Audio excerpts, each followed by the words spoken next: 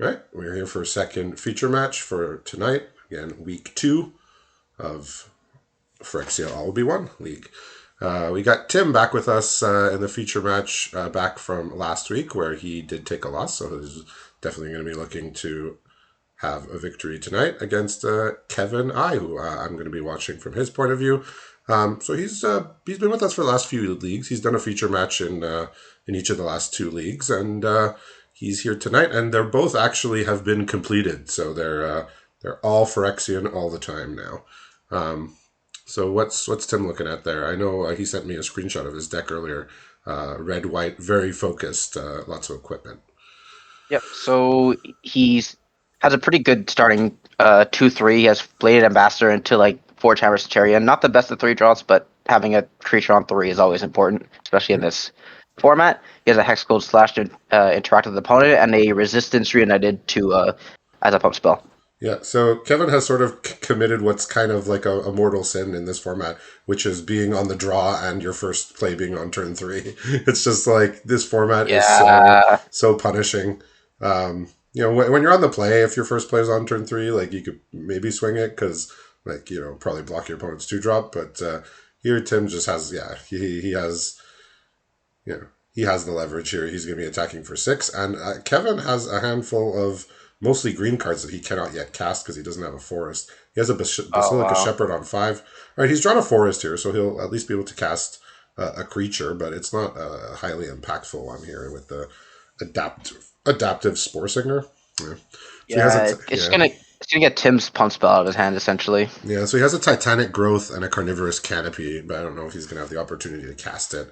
And honestly, we were just discussing before we started the match how a 5-drop like Basilica Shepherd, which it looked like it was great when we came into the format. 5 mana, 3/3 flying, make 2/1/1s. It's just the format is so fast and sometimes punishing that if you're behind, you just put down the stack. And it's like it's 3 power and 3 toughness of blocking for 5 when you're behind. Like not good enough a lot of the time. So we're seeing the power of being on the play. We're seeing the power of early creatures here. Yeah. I was talking about it like with John in the podcast. Like this format is so stats based. It's kind of crazy.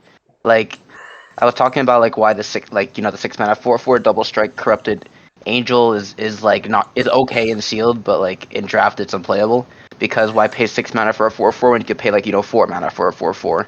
Like yeah, it's basically it doesn't matter if it has keywords. Yeah. It's very stats based. So what does Tim have left here? He has a charge of the mites.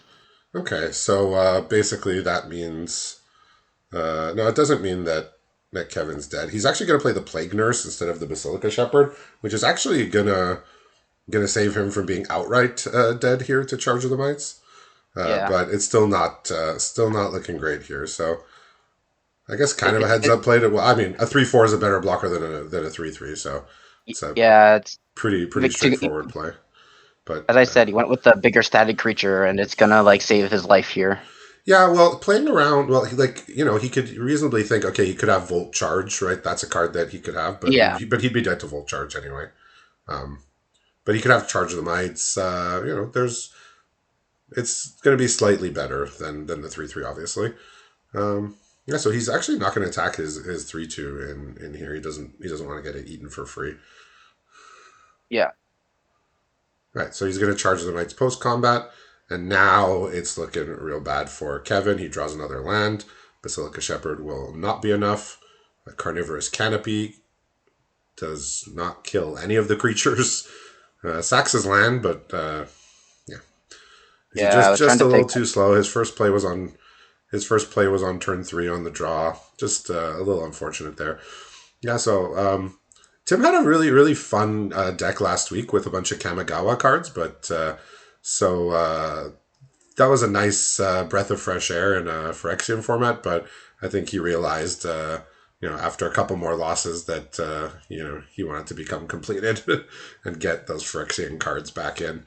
This is one, Yeah. this is one format where going off the set is probably not ideal just because of how the synergies in this set work. A lot of these cards don't play well with other sets. Yeah, it's a very specific cards that are needed. Uh, but I will say, like, Kamigawa is probably the only set that might meld well with this set, just with like overlapping synergies. Yeah, well, if you have an artifact deck, you could also look at Brothers War potentially if you wanted to do that. Yeah, I think I don't know if there's a set that has enough of a plus one counter theme, but proliferating plus one counters is something that's really strong. yeah, But I don't know how many plus one counters you can get and how many good proliferate cards you have. So unfortunately, we might not be seeing too much of a super competitive game here as we are going to a mulligan to 5 after 2-1 land hands here. Tim is mulliganing too, so maybe they both end up with kind of wonky draws here. I mean, Tim basically has the same hand as last Okay. time, just a 2-drop, 3-drop, and a Hex Gold Slash, and Yeah. now another Hex Gold Slash. All right. So Kevin's only creature is gonna get killed here, and he's left with a forest and a planar disruption. So Okay. yeah, it's unfortunate that this mulligan is two one landers. What like you can't do anything about that. Yeah. We're on a challenge best of 3 where we don't have hand smoother, so uh, you know the shuffler can be unforgiving here, Yeah, for sure. and Uh, yeah. yeah. So So Tim is on 3 lands. He could play any card in his hand. He just can't play 2 spells unless he wants to okay. hold up Hex Gold Slash, I guess. Yeah, bad thing for Kevin is that Tim's deck is designed to attack early and often. So some of the slower decks you might be able to find a way past past this mulligan and come out on the other side, and your opponent hasn't overtaken the game. But he has this Charge of the Mites here, which he drew last turn. Yeah, so he can do this, and then he can actually get his opponent corrupted. So I don't know how many corrupted cards he has, but that is worth something in this Yeah. set. Yeah, I'm not sure. He might let it through. Like Tim has a Hex Gold Slash, but yeah, he's gonna fire it off. Like I was saying, he might not care about this creature that can't block him, but I'm Yeah, assuming he just like cares about dying to poison. So yeah. There's a value to also not allowing yourself to be corrupted.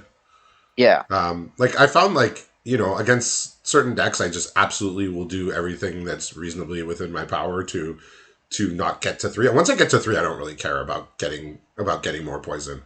Like as long as I don't yeah, get like 10, white black. if they want to get me to 6 or 7, I'm mostly going to be okay with that. It's like 3 is the first threshold, and then 10 is the other threshold. Those are like the two numbers that I care about. Yeah, It's an yeah. But anything like interesting. white black is comes to mind as like the archetype you never want to be corrupted by. Any of the black archetypes, black poison archetypes, because white green doesn't really have that many corrupted cards. Yeah, green isn't really on the corrupted plan too much. But this is a great big deal of poison that's coming through here. Yeah, yeah. This is looking okay to me. Yeah, Slaughter Singer is like the marquee gold uncommon for green white. If you have a deck of all toxic creatures, you're 2/2 for 2 that attacks and anthems like some number of other creatures. Like that is really strong effect. So he's definitely keeping himself in the game here. And this Injector giving +2 toughness for 1 mana to equip. This card has been good in most decks that Yeah, that have toxic creatures.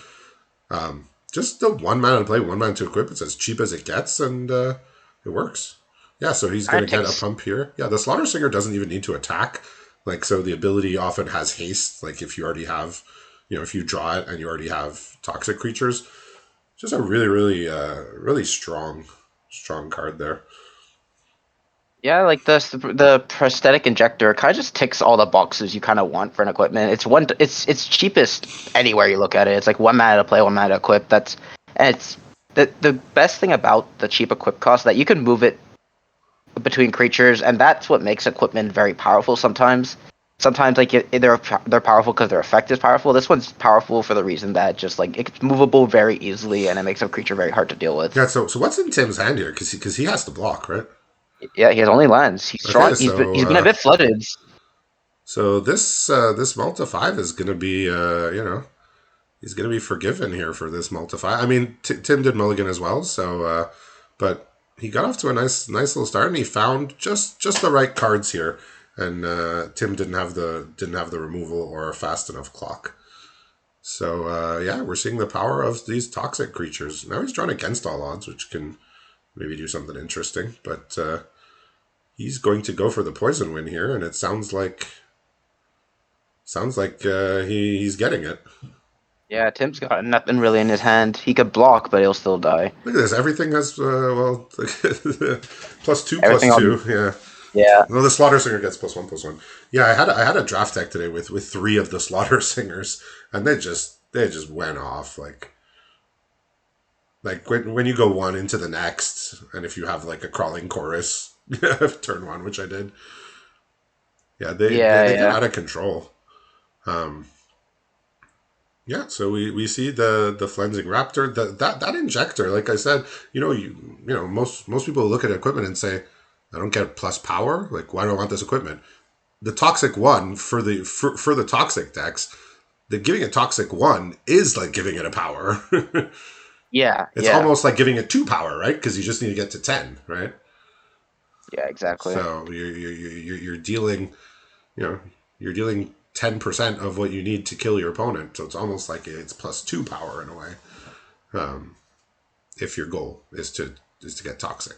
If your goal is not to win with poison, that card's probably not needed. But even then, it's strong. So he's gonna mulligan again. He's gonna put a 7-drop on the bottom. Doesn't need that. Um, yeah. So here's a Sawblade Scamp. Yeah, Tim, he kept the hand of only red sources. He Okay. won't be able to play his Bladed Ambassador on turn 2, but he has 2 Hex Gold Slash to deal with whatever comes down in the next coming turns. All right. And if he draws a third line, he can play a Blade Graft Aspirant. So he's set up to be able to control the board on the early turns, but the late game is just not looking very bright if it does So you're get to saying that. both of Kevin's Bladed Ambassadors are going to get targeted by Hex Gold Slash? Well, the second one will be able to save itself, but yes, He this first one. yeah he doesn't have the land. He doesn't have the third land just yet. So both players do not have a third land. All right, so we might get a bit of a slow plodding game here. All right, so interestingly, he's actually, instead of casting the Blade Ambassador, reading that maybe Tim has another Hex Gold, he's just going to play his Sinew Dancer and equip it. So to maybe draw out, yeah, he's drawing out the Hex Gold Slash here, which he also could have waited to allow it to be equipped because it would have dealt 4. But yeah, Yeah, Prosthetic Injector just doesn't practically do anything against the yeah. Hexal So, Slash. so Kevin's not drawing lands, but he's drawing his Slaughter Singer here, which can start wailing away on the poison count here with an injector.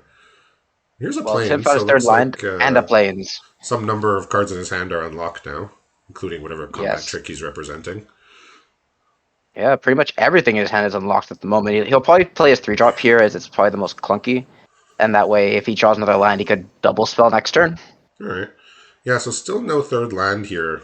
I mean, Kevin would love to just cast his Annex Sentry, and then probably cast an Adaptive Spore Singer after that to get in even better attacks. But he's going to settle for just casting his Bladed Ambassador and passing turn, unfortunately. Now Tim has drawn a Blazing Crescendo. Not the land he probably wanted, but this will definitely provide much value in this turn. Yeah, Blazing Crescendo. What a great card. We don't really see cards like this very often. Yeah. Yeah, for sure. You know, like we were talking last game, combat tricks that draw cards. Not something we really ever got. And if we did, it would be at uncommon maybe. Yeah, and it's +3 power, which is like it's big. All right, so It's like most. he's got his third land. Looks like Annex Sentry is going to probably come and take out this Bladed Ambassador, so he can start attacking himself, perhaps. Yeah, Yeah, it's only unfortunate because like he is at 12 and he can't really block with his Annex Entry because he knows that there's probably just a punch spell waiting for him. yeah, but I mean, Like, I think he's okay with taking 3 this turn. If yeah, I don't think he wants to take much more, but he doesn't have to take much more. yeah, So looking here, yeah, Blake Raft Aspirant. When I first read it was talking all about equipment, so I assumed it was he was from Mirrodin, but he's a Phyrexian. Why does he care about all the equipment? I thought yeah. I don't that's the know. Mirrodin mechanic. What does he want with all those equipments? he like yeah, I don't know, but he likes to attach. You could see in this picture, he clearly likes grafting it onto himself. Yeah, the one mana deduction has made for some pretty silly turns in like the the decks where you can pick up like 7 or 8 of those for Mirrodin equipments. Just sometimes you're able to untap on turn 4 and play like 6 mana worth of them, or something. Yeah, even being able to play like Mir and Bardiche on turn 4, which is Yeah, like on turn 5, it's unremarkable. It's a 5 mana 4/3 vigilance, but on turn 4, 4 mana 4/3 vigilance is very real. And when yeah, that's dealt with, you put it on the aspirant, and now that card's just a monster itself for 4 menace with yeah. vigilance. The other day I cast my Dragon Glider for on turn 4. Yeah, oh, uh, that's pretty yeah, disgusting, I mean actually. Decker's good on any turn, but best on turn 4, I would say, if I was Yeah, going to evaluate when you would like to cast it the most. All right, so it's getting in for 5 here. Tim continues to not draw lines, but can deploy spells, just not two of them. Okay, so the Flensing Raptor is going to have a decent impact here. Is probably going to get hit by the Carnivorous Canopy Okay. in Kevin's hand, Uh, which is going to proliferate an extra poison counter. He doesn't have any corrupted cards yet, but has a couple in his deck at least. yeah, so Kevin's not really out of the woods yet. He's also stuck on 3 lines. He's at a way lower life total. And he knows that Tim has some manner of like pushing damage, so he has to play defensive kind of this entire game until he can turn the corner. Yeah, he's got some good interaction here between Carnivore's Canopy, Charge of the Mites, and he also has a Flensing Raptor for if he ever decides he wants to start attacking for poison damage. Here, I think he is. Yeah, it looks like he might go for the Raptor and plan to block, and then if that draws out Tim's combat trick, then he can Carnivore's Canopy the Flensing Raptor like the following turn.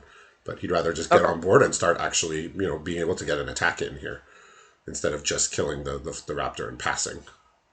I mean, that's kind of where the Blazing Crescendo comes in, right? Like you trade and you still draw that card. Yeah, Like yeah, but I mean, Kevin, he probably clocked that there's a combat trick because that Saw Blade Scamp just attacked into a 2/2 very early. yeah, yeah. So he has to know there's something going on there, and he'd rather just block and get the trick out of the hand, even if the trick does draw a card. Um, he'll just Carnivorous Canopy the next turn, and then Actually, with not that have to land deal with the draw, fire. Well, here comes everything. when that land draw, he actually has Kevin dead. He has 2 pump spells in hand. He has the Resistance Reunited and Blazing Crescendo, so anything that goes unblocked, he will die. Okay, so land unlocks both of the Blazing Crescendo, or it's a +3 and a +2. So Yeah. without knowing it, he does have to block everything, but he actually can't because one of them has menace. Yep. The Aspirant has menace, so this looks like it's actually just going to be going to finish right here. Bit of a surprise here, Your opponent has 2 pump spells, 1 creature went unblocked. Like there's absolutely nothing he could have done to prevent this, aside from But draw lands, right? So or not attack. I guess he could if he really thought he had 2 pump spells, he could have not attacked with the Slaughter Singer and just held it back. I think attacking is fine. I don't think you could. I don't think you're reasonably gonna Yeah. play around 2 pump spells most of the time. You could play around one, but the second one, not too much you could do there. So some quick games here with these aggressive decks, but Tim gets the win here, and we'll see you back in a little while for our final match for the night.